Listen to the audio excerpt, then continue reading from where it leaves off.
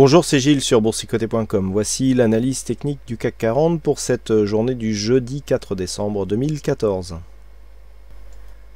Le marché attendait Draghi, le marché attendait un quantitative easing, et bien le marché a été déçu. C'est sur cette note que finalement on vient inscrire un joli mouvement baissier aujourd'hui, puisqu'après avoir ouvert en hausse, après avoir marqué un nouveau plus haut et fait une énième tentative de rupture de cette zone ici 4400-4415, et bien le CAC 40 clôture finalement en baisse à 4323,89, perdant 1,55% sur cette séance par rapport à la clôture de la veille, avec presque 68 points perdus donc sur cette même séance. Donc on inscrit ici un joli mouvement baissier.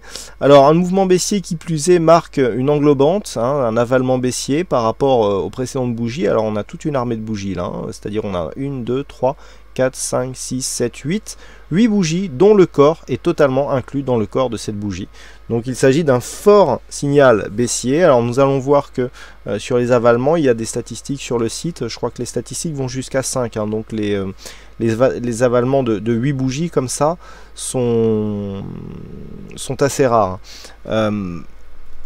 On a quand même des statistiques qui sont assez hétéroclite sur les avalements. On verra avec les statistiques dédiées pour ce soir ce que ça nous donnera. Mais actuellement, donc, on est sur une phase où, après avoir monté sur le discours de Mario Draghi, je vous rappelle ici, eh bien, on est venu se stabiliser juste après, et finalement, au deuxième discours ici, eh bien, hop, on redescend. Si on fait le bilan des deux, finalement, c'est positif, puisqu'on était ici sur cette zone, on se retrouve ici. Quelque part, on a longé la tendance. Sauf que là, nous avons un test de cette zone de support qu'il va falloir surveiller. Sinon, du point de vue des indicateurs, alors nous sommes sur une phase où les choses sont en train de se préciser. Le RSI donc redescend légèrement en zone neutre, ça c'est tout à fait normal. Le stochastique est toujours en zone de surachat. Le MACD confirme donc son orientation baissière. Par contre, on a des volumes qui commencent à être un peu plus fournis sur cette phase. On le voit bien, nous étions plutôt sur une prédominance des volumes lors des séances haussières. Cette séance vient commencer à inverser cette tendance, à voir si cela va être suivi. Et tout naturellement, cela se fait dans un contexte fortement volatile. Hier, je vous indiquais que la faible volatilité favorisait plutôt les mouvements haussiers. Eh bien, on en a ici le parfait exemple avec donc cette volatilité en hausse et des marchés qui baissent. Donc, du point de vue des marchés, on n'est ni plus ni moins que sur la continuité de la tendance que nous avions déjà, puisque, comme je vous l'avais indiqué hier, cette phase de stabilisation après cette phase de hausse marquait un changement de dynamique qui était interprété comme un possible retournement. Mais le retournement ne venait pas. Toutefois, ce qui est nouveau, c'est que il y avait un point à surveiller qui était très important, c'est la zone ici des 4356 points. Pourquoi cette zone? Parce que hier, je vous ai indiqué qu'on n'avait jamais clôturé en dessous et que c'était le retracement à 23,6% de Fibonacci. Là, on clôture en dessous. Je vous avais dit, première attaque, ici, on a préservé. Deuxième attaque, on aurait certainement un objectif ici sur le 38,2. C'est exactement ce qui s'est passé.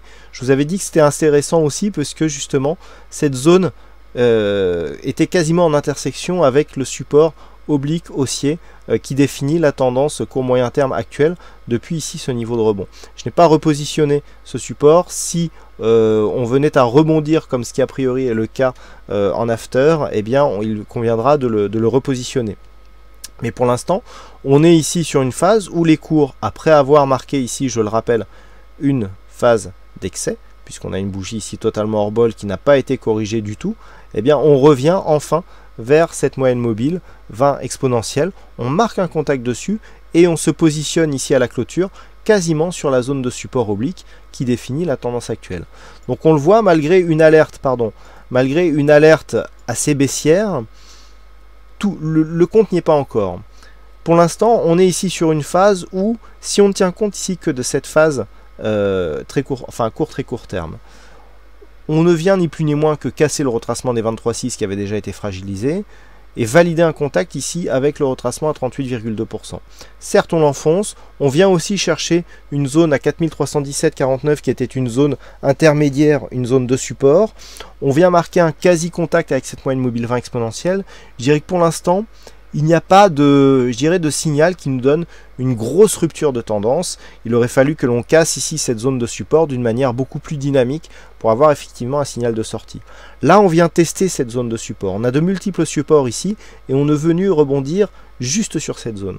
Donc c'est assez intéressant puisque on a effectivement une phase d'affaiblissement court terme, puisque l'on sort ici de cette phase de consolidation horizontale par un mouvement baissier, mais on ne remet pas encore en cause la tendance actuelle qui reste, elle, orientée à la hausse.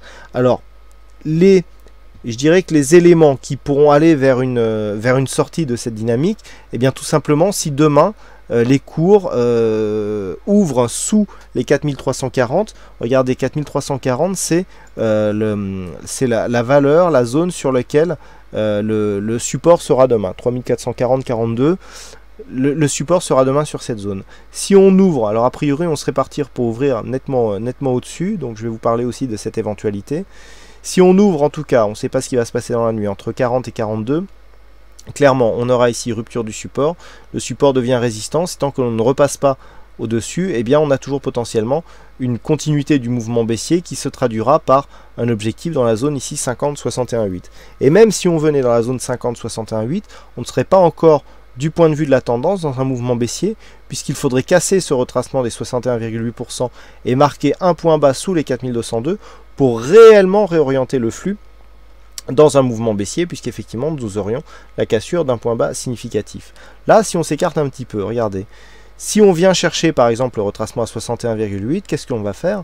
Eh bien tout simplement on va valider le fait que cette zone qui était résistance, nous avons ici des points significatifs qui viennent marquer cette zone de résistance, eh bien on validera le fait que cette zone de résistance, qui est le retracement à 61,8% de Fibonacci, eh bien sera un nouveau support et donc on pourra encore rebondir dessus. Donc tant que l'on ne descend pas sous cette zone, il n'y a pas de réorientation de la tendance court moyen terme que nous avons ici et qui est toujours orientée à la hausse. 4340, par contre, on matérialise une sortie de cette dynamique qui pourra donc donner comme objectif ici une zone entre les retracements de 50 et 61,8. Après, sur une rupture des 61,8, effectivement, l'affaiblissement sera réel. Par contre, si les cours, comme ça a l'air de se faire actuellement, ouvrent au-dessus de cette zone ici, 4342, il faudra considérer que cette phase de baisse ici matérialise un test du support, mais que ce test peut être sans suite. On le voit bien hein, sur cette phase, on a ici contact bol supérieur, on revient sur la moyenne mobile 20 exponentielle, il est tout à fait possible que l'on rebondisse et que l'on retourne tester cette zone de point haut ici, 4400-4415 points. Donc pour l'instant, je dirais qu'on est ici sur une phase de consolidation, on serait plutôt sur une probabilité d'entrée ici pour jouer la continuité du mouvement que sur une phase de cassure, mais il faut attendre effectivement une confirmation. Cette confirmation viendra demain, donc si on matérialise la cassure, effectivement là on peut jouer la réorientation de la tendance en fonction, je dirais, de la dynamique que l'on a. Par contre, si l'on ouvre au-dessus ici et que l'on commence à repasser par exemple au-dessus des 4356, là on aura clairement ici une fausse réorientation, puisque cette zone ici, pour que l'on soit inscrit dans un mouvement baissier, eh bien, il faudrait que cette zone ici, qui a longtemps été support sur cette phase de consolidation horizontale, se transforme en résistance. Donc à partir du moment où on repasse ici au-dessus des 4356, déjà le mouvement baissier, dès le début, prendra un petit peu de plomb dans l'aile et on sera tenté d'invalider donc ce début de mouvement.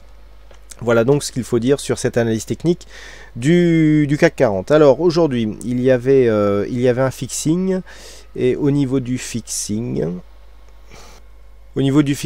donc c'est Bono qui gagne sur cette session, donc bravo à toi Bono.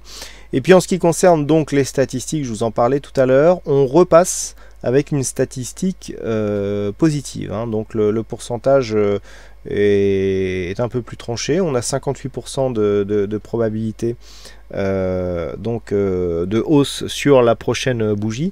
Alors il est vrai que sur de nombreuses bougies ici, on avait eu pas mal de stats baissières, et moi personnellement j'avais pris que celle du 2, donc j'avais un point d'entrée ici sur cette zone, et bien cette phase de baisse a permis de valider ici la stat du 2 après être passé très proche hein, du niveau de stop ici. Donc c'est là qu'on voit que la statistique était vraiment intéressante, c'est qu'on a passé très près du stop. Je dirais que on a passé pas mal de temps en moins-value hein, sur cette position, mais au final ça se déboucle sur un signal gagnant avec un point de sortie à 4321.